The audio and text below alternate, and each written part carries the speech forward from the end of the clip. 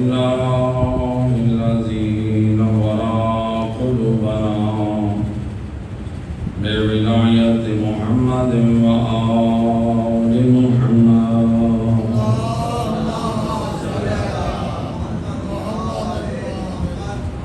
الصلاة والسلام على أشرف الأنبياء والمرسلين وخاتم النبيين أبي القاسم محمد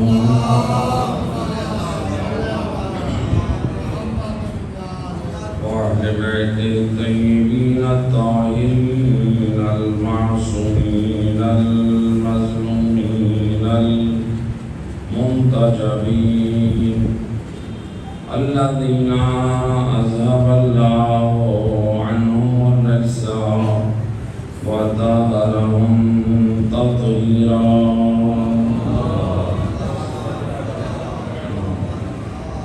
ولعنة الدائمة على أعدائهم أجمعين من يوم ظلمهم إلى يوم الدين. أما بعد، وقد قال الله سبحانه وتعالى في كتابه المجيد وفرقانه الحميد وقوله الحق. بسم الله الرحمن الرحيم. وعد الله الذين آمنوا وعملوا الصالحات لهم مغفرة وأجر عظيم.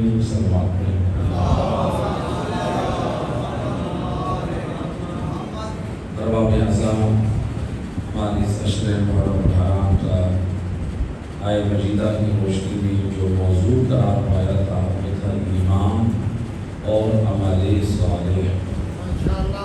قرآن مجید کی اس آئے مجیدہ کی روشنی میں جو کہ اللہ سبحانہ و تعالیٰ آیت مجیدہ میں واضح اعلان کر رہا ہے وعد اللہ الذین آمنوا وعملوا الصالحات. اللہ فرماتا ہے میرا وعدہ ہے ان لوگوں سے جو ایمان والے ہیں اور عمل صالح بجا لائے. کس چیز کا وعدہ ہے؟ لہم مغفرۃ واجر عظیم. اللہ کہتا ہے میں تمہارے گناہ بھی بخش دوں گا اور اجر عظیم بھی عطا کروں گا. گویا اللہ نے بات کلیئر کر دی، ایک مبہم بات کلیئر کی. اللہ نے بات کلیئر کر دی، جو ایمان اور عمل صالح کے ساتھ آئے گا اس کے ساتھ میرا وعدہ ہے، اس کو معاف بھی کروں گا، اجر عظیم بھی. جس کے دامن میں ایمان ہو عمل صالح نہ ہو، عمل صالح ہو بلا ایمان، وہ حقیقت میں عمل صالح ہے ہی نہیں. تو لہٰذا اللہ نے بات واضح کر دی، جب ایمان عمل صالح کے ساتھ لاؤ گے تب میری مغفرت کو بھی پاؤ گے، تب میری طرف سے اجر عظیم کی بھی مستحق قرار پاؤ گے. تو لہٰذا ہمیں اس آیت مجیدہ پر جو عمل کیا ہے کربلا والوں، شہدائے کربلا، دیکھیے اللہ نے ہماری کامیابی کے راز دو چیزیں بنائی، ایمان اور عمل صالح. اگر ہم کربلا والوں کو دیکھیں تو دونوں کے اندر، سب کے اندر یہ دو چیزیں موجود ہیں، ایمان بھی ہے اور عمل صالح بھی ہے. تو لہذا امام حسین علیہ السلام کے ساتھ جتنے بھی افراد ملے جب سے امام کے ساتھ تھے وہ شریعت کے پابند، چاہے امام کی ملاقات سے پہلے کوئی عیسائی تھا جیسے ابن وہب، یا مثلا کوئی خون عثمان کا انتقام لینے والا تھا جیسے حضرت زہیر ابن قیم، یا اسی طرح سے کچھ اور افراد. اب امام حسین علیہ السلام کو جیسے ہی افراد ملتے گئے امام وقت کے ہاتھ پر بیعت انہوں نے کی، ہم ان کی اس وقت کے عمل سے دیکھیں گے جب یہ امام حق کی خدمت میں آئے ہیں، کیا اس ملاقات کے بعد انہوں نے امام کی نافرمانی کی ہے؟ کیا انہوں نے ایمان میں کوئی خرابی پیش کی ہے؟ آج بعض اہل ایمان، اب ان کو اہل ایمان پوجا کیا جو کہ شہرت ہے، جو اہل ایمان وہ یہ کہتے ہیں کہ ہم اگر نماز نہیں پڑھتے ہماری بخشش ہو جائے۔ حضرت حر نے کون سی نمازیں پڑھی تھی؟ یعنی ہم اپنے آپ کو سیو کرنے کے لیے اپنے بے نمازی رہیں گے، نماز نہیں پڑھے، اس کے لیے ہم دلیل بنا رہے ہیں حضرت حر کو بے نمازی بنا۔ یہ تاریخ میں کس مورخ نے لکھا ہے حضرت حر اپنے زمانے کے بے نمازی تھے؟ اگر حضرت حر کی صحیح ہسٹری پڑھیں، حضرت حر حکمدار امیر المومنین علی ابن ابی طالب علیہ السلام میں سے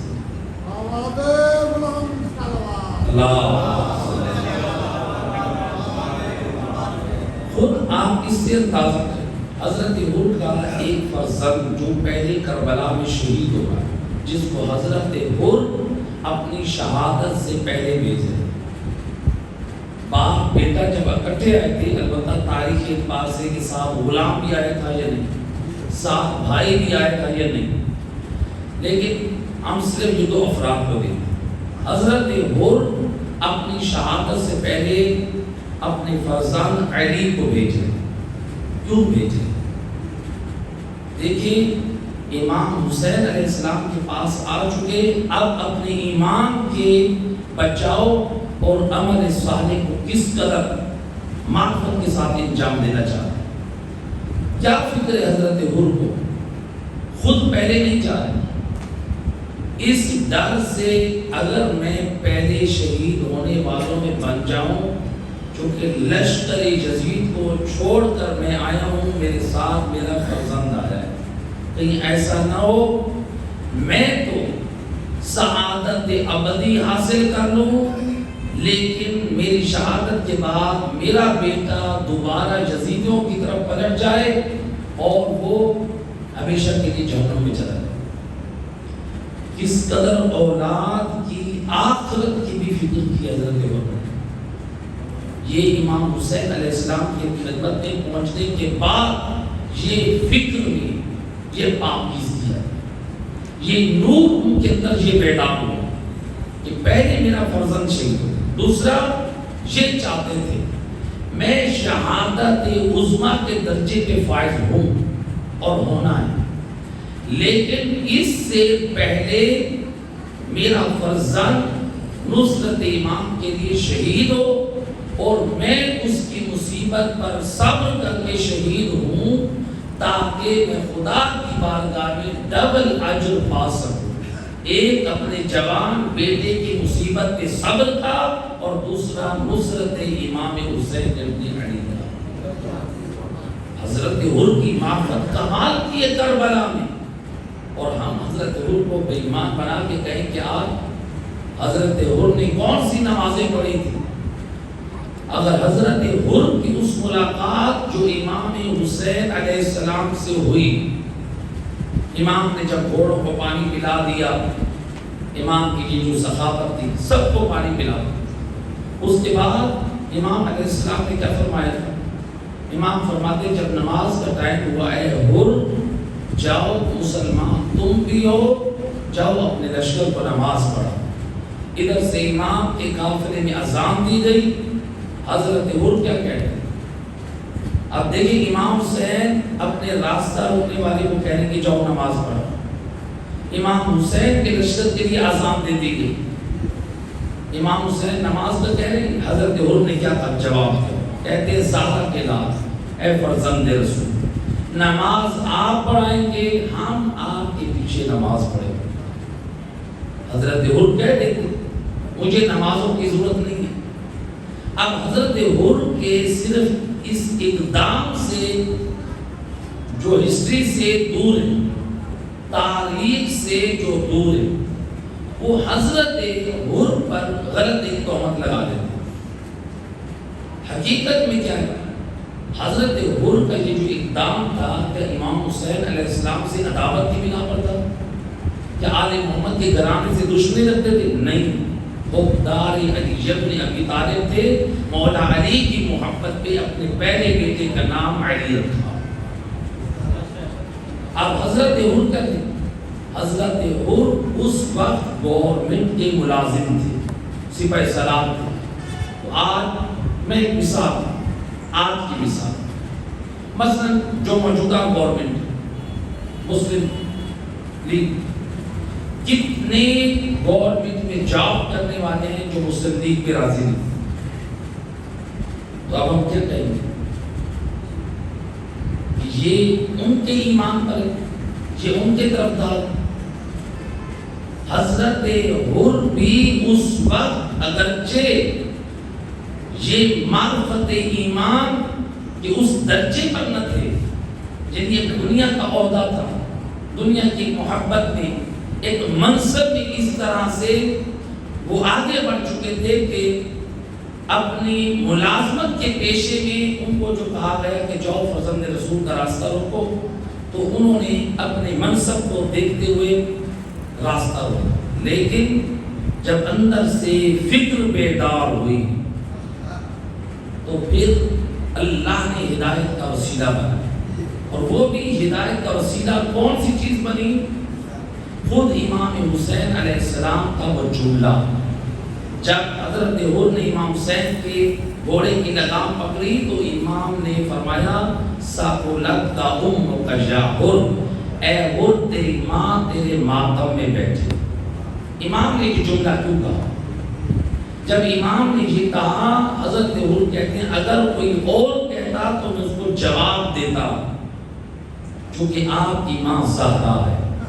معلوم ہوا امام حسین علیہ السلام بھی اسی نقطے کو سامنے رکھ کے اسے سمجھانا چاہتے تھے، اس کی فکر کو بیدار کرنا چاہتے تھے۔ دیکھو جس کا راستہ روکنے آئے ہو وہ کس کا بیٹا ہے؟ زہرا کا بیٹا ہے۔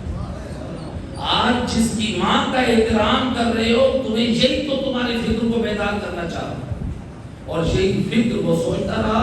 بالآخر یوم عاشور کی صبح تک دیکھا، ادھر سے امام حسین کی طرف سے نصیحت ہے، خطبے ہیں، واعظ و نصیحت ہے، لیکن لشکر جزیر سے گالم گلوچ ہے، تیر پھینکا گیا، رسول کے قرابت داروں کی محبت کو پامال کیا جا رہا ہے۔ حضرت حر نے خود کو محسوس کیا نواز رسول کی طرف جنت ہے اور اس طرف جہنم ہے۔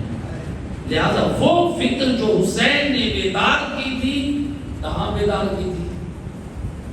جو کربلا کے راستے میں۔ گویا حسینیت نام ہے فکروں کو بیدار کرنے کا۔ جو حسین کی مجلس میں آئے، جو حسین کی محفل میں آئے، اپنی فکر کو بیدار کر کے جائے۔ ہمارے ہاں یہ ایک مزاج بنا ہوا ہے، ماشاءاللہ بڑی کامیاب مجلس ہے، فلاں صاحب نے، ذاکر صاحب نے، خطیب نے آج 5 آدمیوں کو بے ہوش کر دیا۔ یہ کمال نہیں ہے۔ صلوات پڑھیں محمد۔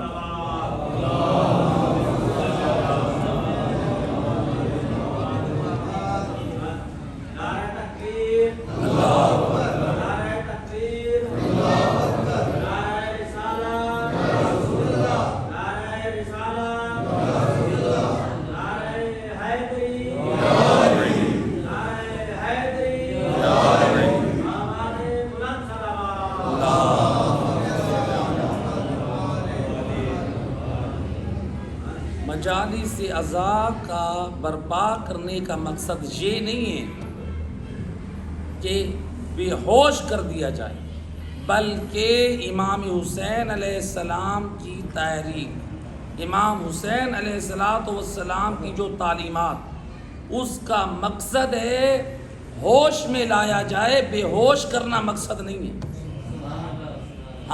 ہم نے سمجھا کہ وہ مجلس حسین کامیاب ہے جس میں ہم نے بے ہوش کر دی۔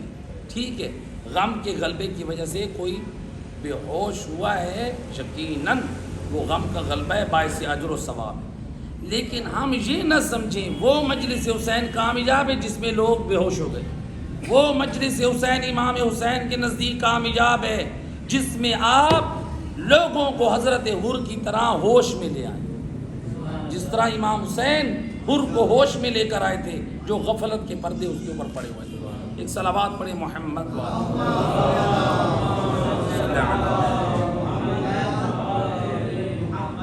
لہذا حضرت حر کا کردار، ان کا نام استعمال کر کے یہ کہنا حضرت حر نے کون سی نماز پڑھی تھی، یعنی نماز کو حقیر اور معمولی سمجھنا، اور حسینیت کے نام پہ یا ولایت کے نام پہ نمازیں چھوڑ دینا۔ آج دیکھیں خود آل محمد ہم سے کیا چاہتے ہیں۔ ایک سال زیارات مقدسہ، ہم چونکہ جب حوزات علمیہ میں، حوزہ علمیہ نجف اشرف میں، تو محرم الاحرام میں جب مجالس عزا کے لیے آتے تھے تو واپسی پہ بہت سارے جہاز میں کچھ زائرین بھی ہوتے تھے۔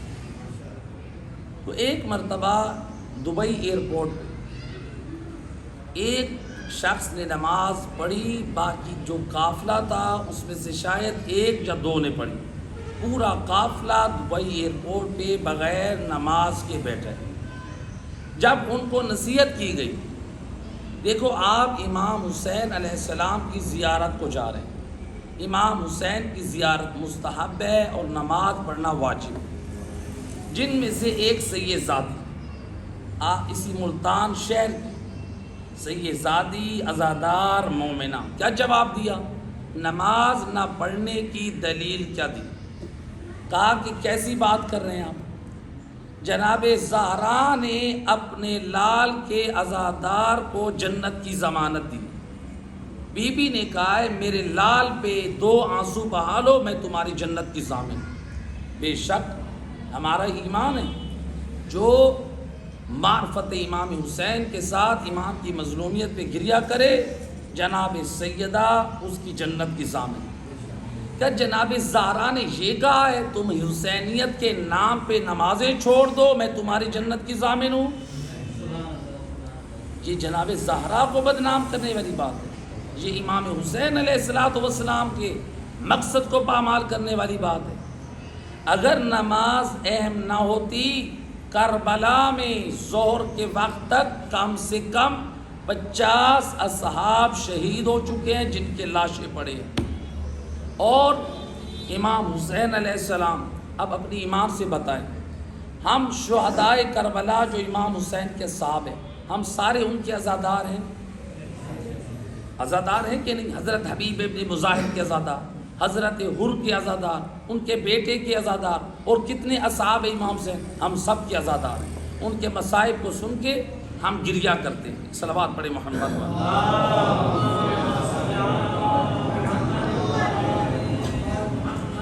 ان کے مصائب سن کر ہم گریہ کرتے ہیں۔ لہٰذا اب ہم بڑے عزادار ہیں یا امام حسین علیہ السلام عزادار ہیں؟ بڑے عزادار کون ہیں، ہم یا امام حسین؟ امام حسین علیہ السلام۔ ہم 1400 سال بعد شہدائے کربلا کے آج عزادار بنے، ایسے ہیں ہم 1400 سال بعد، یعنی تھوڑا سا کم، یعنی 1400 سال کا عدد رکھیں، 1400 سال بعد ہم عزادار امام حسین بنے۔ شہدائے کربلا کے عزادار ہم 1400 سال بعد بن رہے ہیں۔ امام حسین اسی دن یوم عاشور اپنے اصحاب کے عزادار ہیں۔ اب کس کے دل میں زیادہ درد اور غم ہے، جو اس وقت کربلا میں لاشوں کو دیکھ رہا ہے وہ امام زیادہ بڑا عزادار ہے، یا ہم 1300 سال سے جس کو زیادہ عرصہ گزر گیا ہم زیادہ عزادار ہیں؟ یقیناً زہرا کا لال حسین بڑا عزادار ہے۔ آج یہ کہنا کہ عزاداری امام حسین علیہ السلام، لہذا ہم نماز چھوڑ دیتے ہیں، حسین کے نام پہ نمازیں چھوڑتے ہیں۔ امام حسین کربلا میں جن اصحاب کے عزادار ہیں ان کے لاشیں چھوڑ کے وقت نماز مصلی عبادت میں آگے اصحاب کو کھڑایا، انہوں نے اشاروں سے نماز پڑھی، امام نے نماز پڑھی، پیچھے کچھ اصحاب نے با جماعت نماز پڑھی، امام نے تنہا نماز نہ پڑھی، نماز جماعت قائم کی، میدان کربلا میں تیر و تلوار کے سائے میں نماز پڑھی۔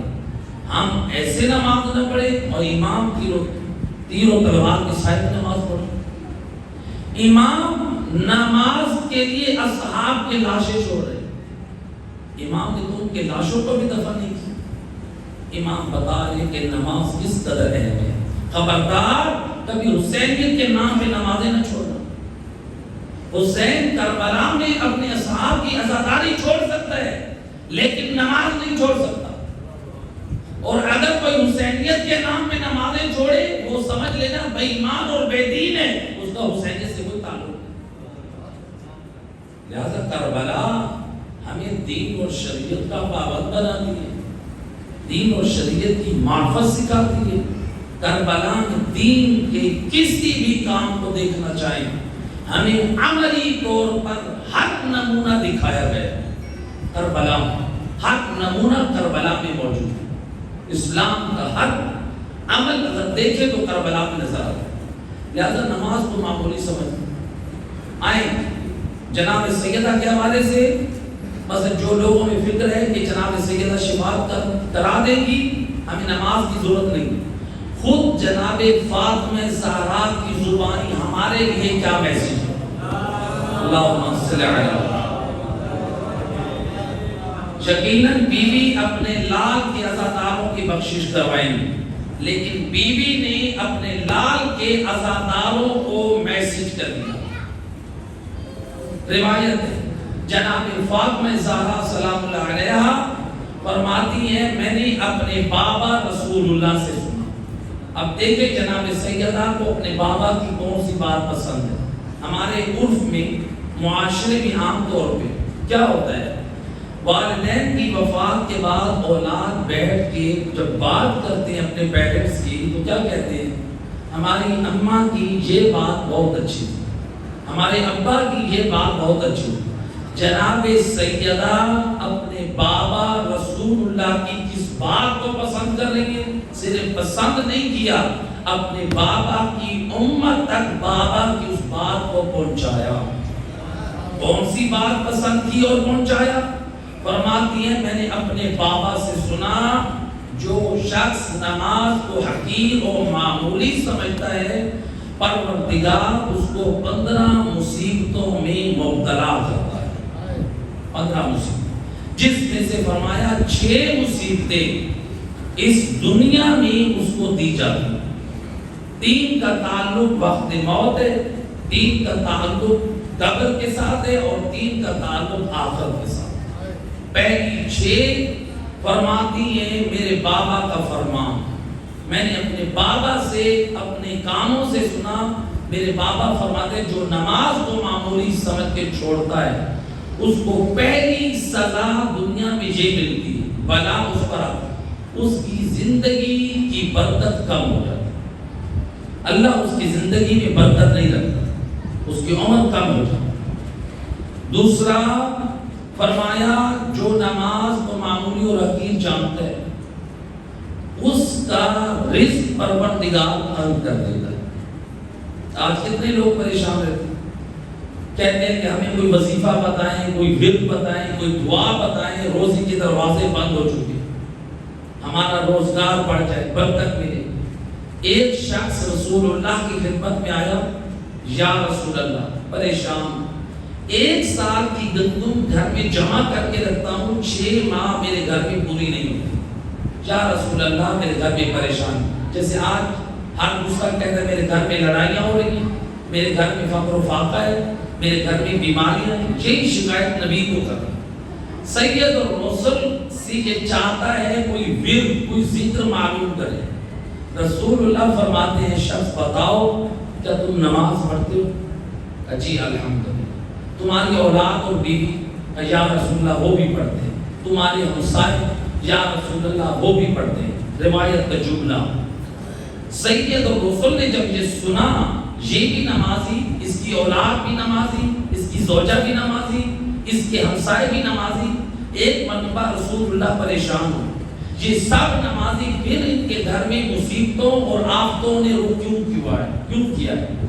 روایت کے جملہ رسول اللہ اپنے ہاتھ کو پیشانی پہ رکھ کے جھکائے پریشان بیٹھے، اللہ سے اپنے حبیب کی یہ پریشانی برداشت نہ ہو۔ جبرائیل امین نازل ہو، یا رسول اللہ، خدا درود و سلام کے بعد فرماتا ہے پریشان مت ہو، اس شخص کے گھر کی چھت پہ بے نمازی کا ایک ٹوٹا ہوا دانت پڑا ہے، جو ایک پرندہ لے کر آیا، اس دانت کی نحوست کا اثر یہ کہ اس کے گھر میں رحمت اور برکت ختم ہو چکی ہے اور اس کے گھر میں نحوستیں آ چکی ہیں۔ سید رسول نے فرمایا اس دانت کو اٹھاؤ، ایسی جگہ صحرا میں پھینکو جہاں آبادی نہ ہو، ورنہ وہاں بھی نحوست۔ اب ذرا دیکھیں روایت سے پیغام ہمارے لیے کیا ہے۔ روایت میں کیا کہا کہ اس کے گھر کی چھت پہ بے نمازی کا ایک دانت ہے، یعنی جس گھر میں گھر کی چھت پر ایک دانت بے نمازی کا ہو تو اس میں اتنی نحوست، اس میں اتنی بدبختی، اور جس گھر میں رہتے بے نمازی ہو، جس گھر میں رہتی پوری فیملی بے نمازی ہو، بتائیں وہاں پر کون سی رحمت خدا ہے، وہاں پر کون سی خدا کی برکتیں ہیں؟ جب خدا کی رحمت اور برکت نہیں آئے گی پھر اسی گھر میں لوگ بیمار ہوں گے، جب رحمت اور برکت نہیں آئے گی پھر اسی گھر میں رزق کی ٹینشن رہے گی، رحمت اور برکت نہیں ہوگی اسی گھر میں روزانہ لڑائی اور جھگڑے ہوں گے۔ لہٰذا نماز اس قدر ہے۔ جناب سیدہ فرماتی ہیں میرے بابا کہتے ہیں دوسری جو مصیبت ہے رزق تنگ ہو جائے۔ تیسرا فرماتی ہے میں نے اپنے بابا سے سنا جو نماز نہیں پڑھتا اللہ اس کے چہرے سے نیک لوگوں کے آثار ختم کر دیتا،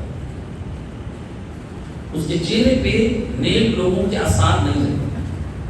اور آج دیکھیں کتنے لوگ ہیں اپنے مرحوم والدین کو یاد کرتے ہیں، خاص طور پر ان کی برسی والے دن کہ ہماری اماں کو یہ پسند تھا اور ہمارے بابا کو یہ پسند تھا، اور ان کی پسند کی چیزوں پہ فاتحہ دلوا کے سارے ثواب کے لیے کھانا کھلایا جاتا ہے۔ ہم نے اپنے ماں باپ مرحومین کی یاد کو تو یاد رکھتے ہیں، جو ہمارے سب سے رسول کے بعد جو ہم سب کے آقا اور سردار امام علی ابن ابی طالب اللہم صلی علی محمد، جن کی ولایت محبت ہم پر فرض کی گئی، جن کی محبت کے بغیر کوئی عمل قبول نہیں ہے، اس امام کی محبت اور پسند کا بھی ہم نے کبھی خیال کیا کہ مولا علی کو کیا پسند تھا؟ امام فرماتے ہیں زبان عصمت سے مجھے وہ چہرہ پسند نہیں ہے جس پر سجدے کے آثار نہیں، فرماتے ہیں مجھے وہ چہرہ پسند ہے جس پر سجدے کے آثار موجود۔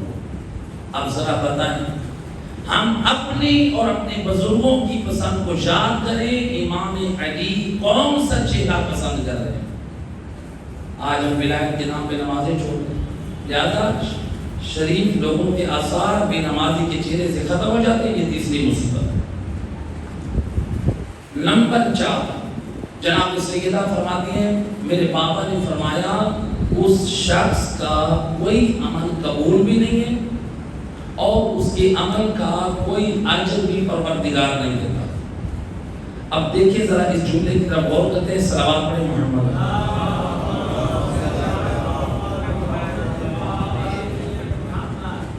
دیکھیں جناب سیدہ نے کیا فرمایا، جو نماز کو معمولی سمجھے نماز نہ پڑھے، کیا ہے اس کا کوئی عمل قبول نہیں ہے اور اس کے کسی عمل کا اللہ اجر نہیں دیتا۔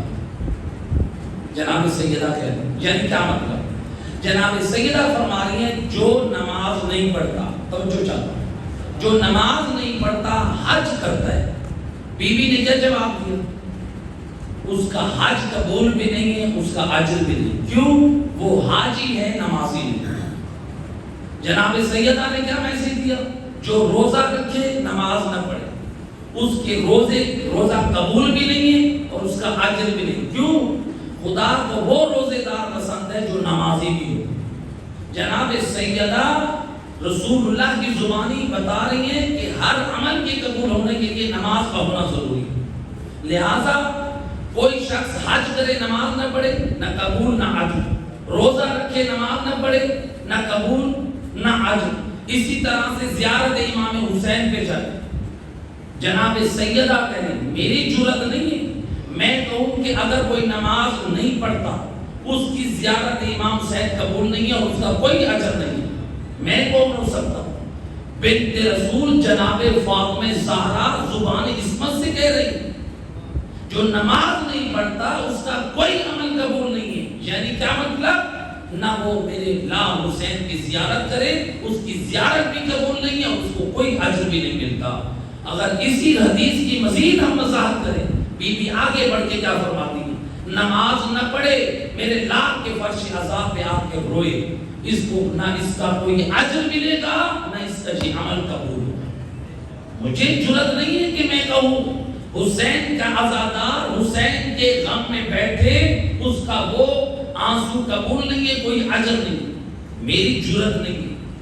جو میں نے تو عزاداری امام حسین کی فضیلت میں پہلی مجلس میں جو بیان کیا، لیکن بنت رسول جناب سیدہ کہہ رہی ہے چاہے حج کرو نماز نہ پڑھو حج قبول نہیں، روزہ رکھو نماز نہ پڑھو روزہ قبول نہیں، زیارت امام حسین کرو نماز نہ پڑھو زیارت قبول نہیں اور اجر بھی نہیں، عزاداری امام حسین کرو آنسو بہاؤ یہ قبول بھی نہیں ہے اجر بھی نہیں، نیاز امام حسین تقسیم کرو نماز نہ پڑھو قبول بھی نہیں ہے اور اجر بھی نہیں۔ جناب زہرا نے گویا کیا بتایا؟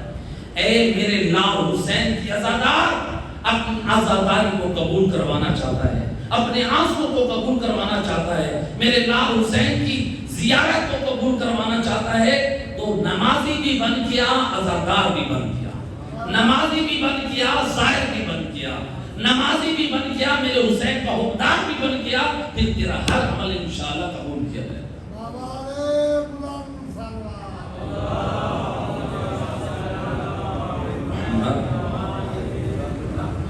لہذا عزاداری کی بڑی فضیلت اور عظمت ہے، لیکن جو اساس اسلام بنیاد اسلام ہے اس کو نہیں چھوڑ سکتے ہم حسینیت کے نام پہ ولایت کے نام پہ۔ یہ 4 نمبر 5 جناب سیدہ فرماتی ہیں میرے بابا فرماتے ہیں اس شخص کی کوئی دعا قبول نہیں ہے۔ نمبر 6 اس کے حق میں کوئی نیک صالح دعا کرے وہ بھی قبول نہیں ہو، یعنی 5 اور 6 اس دعا کرے قبول نہیں، دوسرے دعا کرے نیک لوگوں کی دعا بھی اس کے حق میں قبول نہیں۔ آئیں تھوڑا اس میں غور کریں، اس جناب سیدہ نے کیا سمجھایا؟ بے نمازی خود دعا کرے نیک لوگ دعا کرے اس کے حق میں دعا قبول نہیں۔ ہم نماز نہیں پڑھ رہے قبہ امام حسین کے نیچے کھڑے ہو کر دعا کر رہے، امام جعفر صادق علیہ السلام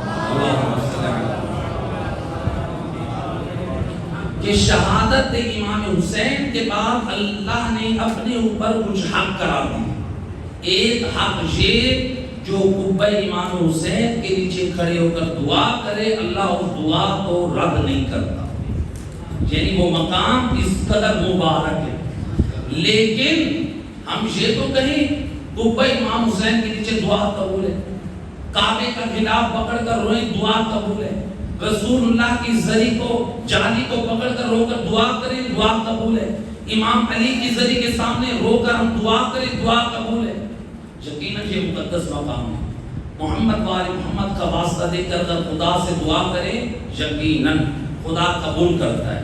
لیکن جناب سیدہ ہمیں بہت اہم چیز کی طرف متوجہ کریں، فرماتی ہیں تم لاکھ میرے لال کے قبے کے نیچے دعا کرو، لاکھ میرے شوہر علی کی زری کے سامنے کھڑ کے تم دعا کرو، جس مقدس چاہے کعبے کا غلاف پکڑ کر، یعنی مفہوم بی بی نے ایک اصول دے دیا اپنی زندگی میں، تو تم جہاں پہ بھی دعا کرو یا تمہارے حق میں کوئی دعا کرے چاہے جتنا بھی مبارک مقام ہو، جناب سیدہ فرماتی ہے اگر نمازی نہیں ہو تمہارا کوئی بھی نہ دعا تمہاری قبول ہے نہ تمہارے حق میں کی جانے والی دعا ہو۔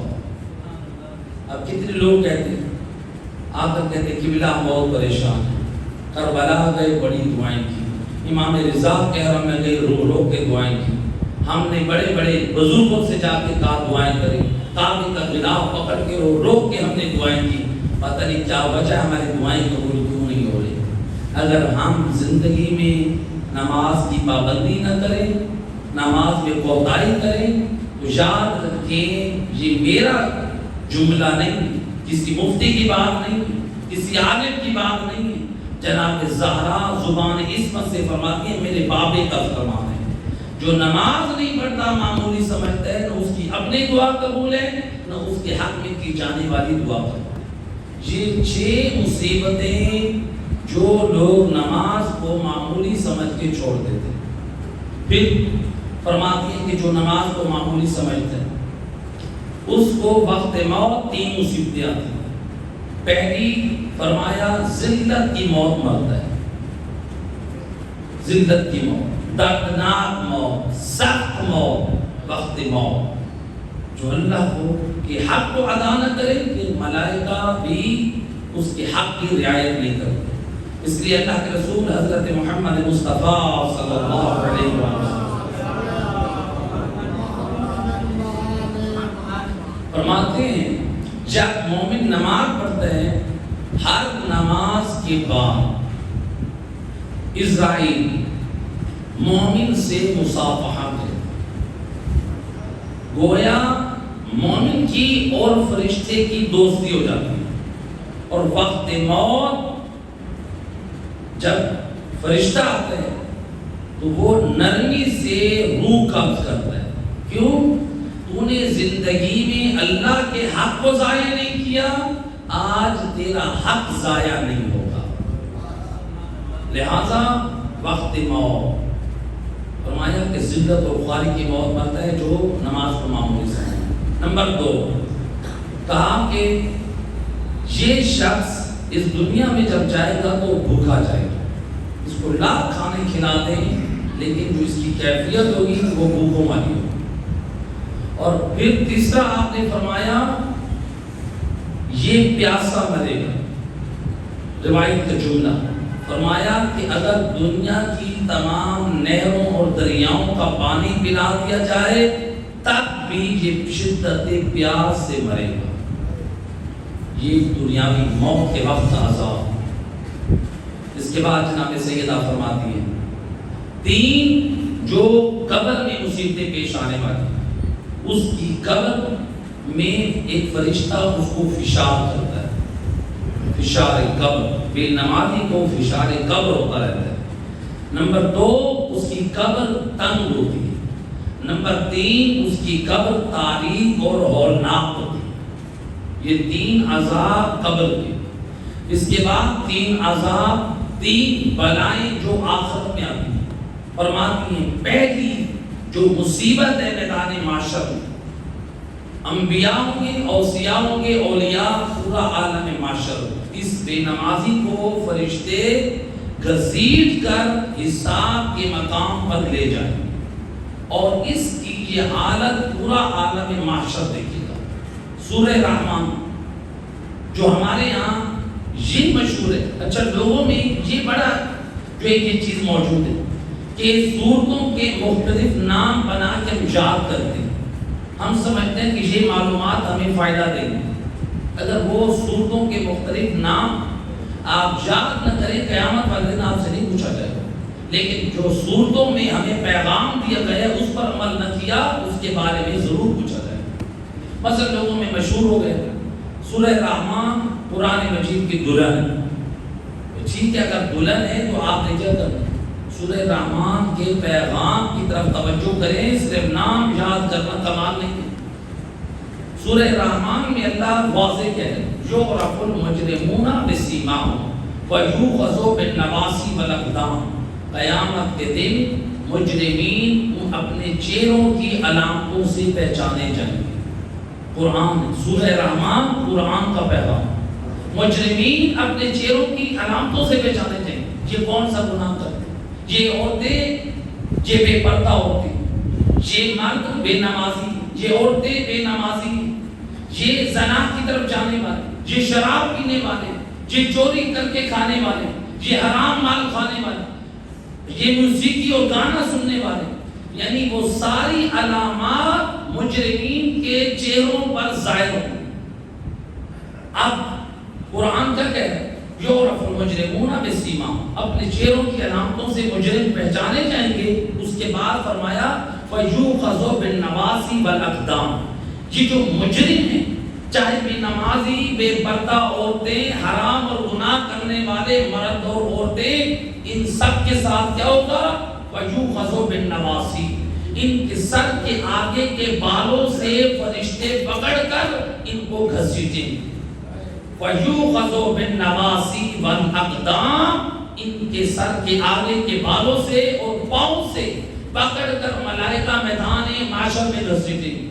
اور یہ منظر کون دیکھیں گے؟ انبیاء۔ یہ منظر کون دیکھیں گے؟ ائمہ اہل بیت۔ یہ منظر کون دیکھیں گے؟ ساری قومیں۔ یہ سارے یہ منظر دیکھیں گے، اس وقت کتنی ذلت اور رسوائی ہوگی۔ میں اظہار کرتا ہوں کہ دیکھیں اس آیت مجیدہ کو سامنے رکھیں، اگر خدا نہ خواستہ ہمارے گھر میں پولیس آ جائے، کسی جرم کی وجہ سے ہمیں اس طرح سے اریسٹ کرے کہ ہمارے خاندان والے دیکھیں، ہم کہیں کہ ہمیں ذلیل و رسوا کر کے رکھ دیا، کتنے دن گھر سے باہر نہیں نکلیں گے؟ شرمندگی کے گھر سے باہر نہیں جائیں گے کہ میں اب دنیا والوں کو کیا منہ دکھاؤں۔ آج فیملی کے چند لوگوں کو کے سامنے ہم کہتے ہیں شرمندہ نہ ہو۔ ذرا سوچیں، قرآن کہہ رہے مومن دنیا کی پولیس سے ڈر رہا ہے، خوف زدہ ہو رہا ہے، تو اللہ کی پولیس سے ڈر۔ جو ملائکہ ہیں اللہ کے حکم میں ذرا برابر بھی وہ کوتاہی نہیں کرتے۔ وہ ملائکہ حکم خدا سے مجرم لوگوں کو، بے نمازی لوگوں کو، زانی شرابی لوگوں کو، حرام کرنے والوں کو، بے پردہ عورتوں کے سر کے بالوں سے پکڑیں گے اور پاؤں سے پکڑ کر گھسیٹیں گے، اور یہ پورا منظر تمام عالم معاشر دیکھے گا۔ لہذا یہ پہلا عذاب میدان معاشر ہے، جناب سیدہ فرما رہے ہیں، یعنی جناب سیدہ نے بھی بتایا اور قرآن کی آیت نے بھی پیغام دیا۔ دوسرا کہا میدان معاشر میں جو دوسری سختی ہوگی وہ یہ ہوگی، ان کو ایک تو سختی کے ساتھ عذاب حساب کے مقام پر کھینچ کے لے جائیں گے، وہاں جانے کے بعد ملائکہ ان سے سختی سے حساب لیں گے، چھوٹی چھوٹی بات پہ سختی کریں گے کہ تم نے اللہ کے حق کی رعایت نہیں کی تھی، اللہ کے حق کو ادا نہیں کیا تھا، اللہ کے حق کو ضائع کیا، آج تمہارا حق ضائع ہے، آج تمہارے ساتھ رعایت نہیں ہے۔ تیسرا، اللہ ان بے نمازیوں پہ نظر رحمت نہیں کرے گا، یعنی خدا کو اتنا ناپسند ہے۔ صلوات پڑھیں محمد والے۔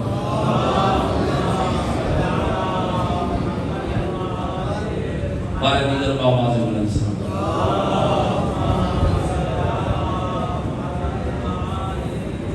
لہذا نماز اس قدر ہے، ولایت کے نام پہ اگر ہم نماز چھوڑ دیں، یاد رکھیں یہ ہم خود کو دھوکہ دے دیں۔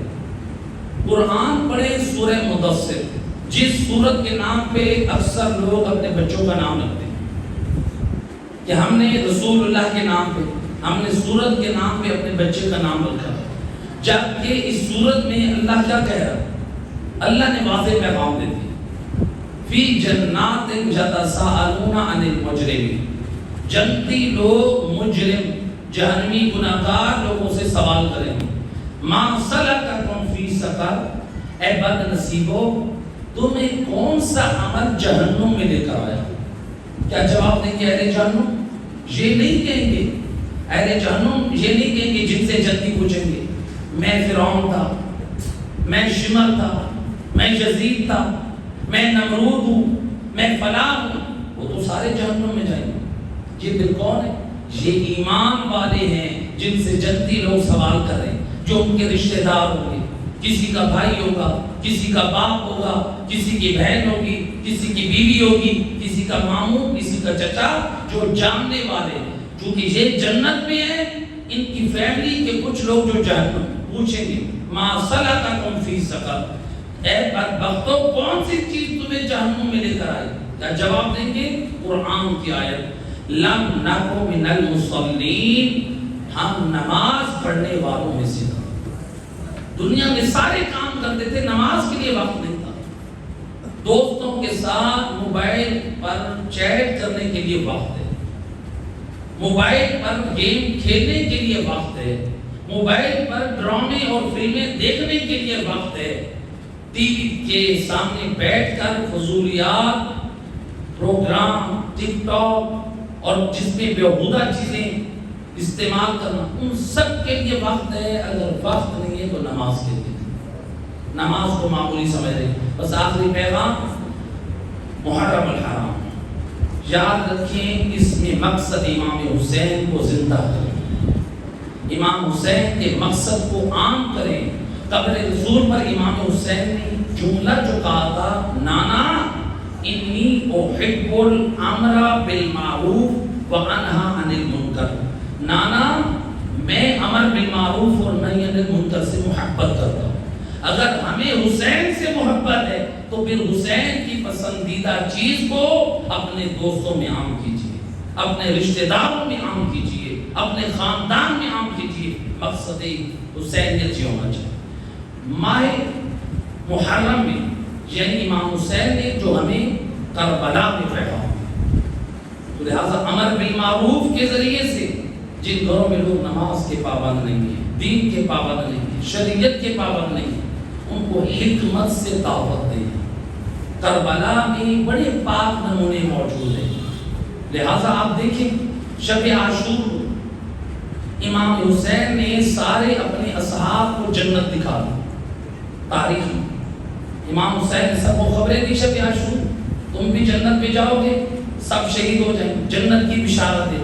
ایسے کہ نہیں، تاریخ میں موجود ہے، علماء بھی پڑھتے ہیں، آپ سنتے بھی رہتے ہیں۔ شب عاشور امام حسین علیہ السلام نے سب کو کس چیز کی بشارت دی تھی؟ جنت کی۔ ان کو شک تھا کہ ہم جنت میں نہیں جائیں گے، ان سب کو یقین تھا، ایسے کہ نہیں، ان سب کو یقین تھا۔ سحرہ کے بعد وارث جنت نے جب جنت دکھا دی، جنت کی ضمانت دے دی، ہم جنتی ہیں۔ جب یہ جنتی تھے تو شب عاشور کو امام حسین نے اور ان اصحاب نے مل کے اللہ کی عبادت کی۔ یہ اصحاب حسین کہہ دیتے ہم تو کل جنت میں جا رہے ہیں، ہمیں نماز پڑھنے کی ضرورت نہیں ہے، ہم تو کل جنت میں جا رہے ہیں، ہمیں رات کو تلاوت قرآن کی ضرورت نہیں ہے۔ جبکہ تاریخ گواہ ہے شب عاشور امام حسین کے خیموں کے ساتھ خواتین اپنے خیموں میں اللہ کی عبادت کر رہی ہیں، اور ادھر سے اصحاب حسین، اور اس طرح سے ذکر خدا اور تحلیل کی آواز آ رہی ہے جیسے شہر کی چھتے سے بنبناہٹ کی آواز آ رہی ہے کہ کاروان حسین، اصحاب حسینی ساری رات تلاوت قرآن کرتے رہے، ذکر الہی کرتے رہے، سجدے میں پڑے رہے، دعائیں کرتے رہے، مناجات کرتے رہے۔ جن کو حسین جنت دکھا چکے وہ نماز، قرآن تلاوت اور دین کا اہتمام کریں۔ جن کو ابھی جنت میں جانے کا کوئی سرٹیفکیٹ نہیں ملا، وہ ولایت اور حسینیت کے نام پہ نماز معاف سمجھتے۔ یہ کربلا کا پیغام نہیں، یہ مقصد حسین اپنے لیے نہیں۔ اس کربلا کو بچانے کے لیے اولاد علی نے بڑا قربان کیا ہے، اور اس میں بڑی قربانی عباس علمدار کی قربانی ہے۔ اجرکم علی اللہ عزادارو، یوم عاشور عباس علمدار، روایت کے جملہ، ایک خیمے میں جب آواز سنی العطاش العطاش، عباس اس خیمے میں داخل ہوئے، کیا دیکھا؟ آل محمد کے چھوٹے چھوٹے بچے ہیں جو خالی مشکیزوں کو اٹھائے۔ کسی بچے نے مشکیزے پہ اپنا رخسارہ رکھا ہوا ہے، کسی بچے نے مشکیزے کو سرے کو اپنے منہ سے لگا رکھا ہے، کسی بچے نے مشکیزے کو اپنے سینے سے لگا رکھا ہے، کہ شاید ایک قطرہ پانی کا ہو، شاید ان مشکیزوں کی ٹھنڈک سے ہماری پیاس کا احساس کم ہو، لیکن عباس علمدار سے ان بچوں کی پیاس برداشت نہ ہوئی۔ ادھر سے آیت اللہ حبیب اللہ کا شانی نقل کرتے ہیں، اس خیمے میں حسین کی معصومہ بی بی سکینہ بھی آئی، کہا یا عمی العباس، اے چچا عباس پانی لے آئیے، میرا ششماہ علی اصغر، میرا بھائی علی اصغر پیاسا ہے۔ عباس علمدار آل محمد کے بچوں کی پیاس دیکھے اور عباس رک جائیں، یہ نہیں ہو سکتا۔ آئے امام وقت کی خدمت میں، آقا امام کی اجازت سے آپ دریائے فرات کی طرف روانہ ہوئے۔ مشکی ذاتیہ دریائے فرات کی طرف عباس روانہ ہے۔ جب دریائے فرات میں گھوڑے کو ڈالا، عباس علمدار نے مشکیزہ بھرنے کے بعد ایک چلو پانی کا بھرا، کیا دیکھا؟ فَذَكَرَ عَطْشَ الْحُسَيْنِ، ہے عباس حسین کی پیاس کو کیسے بھول سکتا ہے؟ حسین کی پیاس یاد ہے۔ اے گویا لشکر نے بھی دیکھ لیا علی کے لال کا فرات پہ قبضہ ہے۔ وفاق عملی ثبوت دیا، عباس نے پانی پھینک دیا، مشکیزے کو اٹھایا، بس یہی تمنا ہے کسی طرح خیام میں پہنچ جاؤں۔ اجرکم اللہ عزادارو، عباس بڑھنے لگے، یہ ایک شکیل نے بڑھ کر وار کیا، عباس کا دایاں ہاتھ قلم ہوا، عباس نے مشکیزے کو بدلا۔ دوسری طرف ایک ظالم نے وار کیا، عباس علمدار کا دوسرا ہاتھ قلم ہوا۔ اب عباس کی ایک تمنا ہے، یہ مشکیزہ خیام حسینی میں پہنچے، اپنے دندان میں پکڑا، ادھر سے اشکیاء نے تیر کی برسات کی۔ اجرکم اللہ زادارو، روایت کہتی ایک تیر مشک میں پیوست ہوا، سارا پانی بہ گیا۔ اے عباس کی آس ٹوٹ گئی، یہ ایک تیر عباس علمدار کے سینے میں لگا، یہ ایک تیر آپ کی آنکھ میں لگا۔ یہ عباس علمدار کچھ جھکنا چاہتے ہیں، ہائے ادھر سے تیروں کی بارش ہے، پیچھے سے ایک ظالم نے گھسگوار کیا۔ اب علی کے لال گرزین پہ سنبھلنا مشکل ہو گیا، یا آواز دی، اے آقا حسین میری مدد کو آئیے۔ اجرکم اللہ زادارو، اے حسین جب پہنچے نا عباس علمدار کے پاس، آیت اللہ اجتہادی نقل کرتے ہیں، حسین نے عباس علمدار کے بالوں سے خاک کو صاف کیا، اپنی گود میں رکھا، یا آنکھ سے خون کو صاف کیا۔ ایک مرتبہ عباس علمدار رونے لگے، حسین مولا کہتے ہیں بھیا عباس رو کیوں رہے ہو؟ کہا مولا اس وقت کو یاد کر کے رو رہا ہوں، آپ نے میرے سر کو خاک سے اٹھایا اور میرے بالوں سے خاک کو صاف کیا، وہ جب سارا کلال دین سے زمین پر آئے گا، آپ کی زلفوں میں خاک ہوگی اور کوئی خاک صاف کرنے والا نہ ہوگا۔ اجرکم اللہ زادارو، سید عبدالرزاق مکرم ایک محقق مورخ گزرے، وہ نقل کرتے عباس علمدار نے کہا مولا میری ایک تمنا ہے، میری ایک خواہش ہے، مجھے خیمے نہ لے جائیے گا۔ عباس بھیا وہ کیوں؟ انی مستحم من ابنتک السکینہ، مولا میں نے سکینہ سے پانی لانے کا وعدہ کیا تھا، وہ عباس کو حیا آتی ہے، خیمے تو جائے لیکن مشکیزہ خالی ہو۔ ماتمی حسین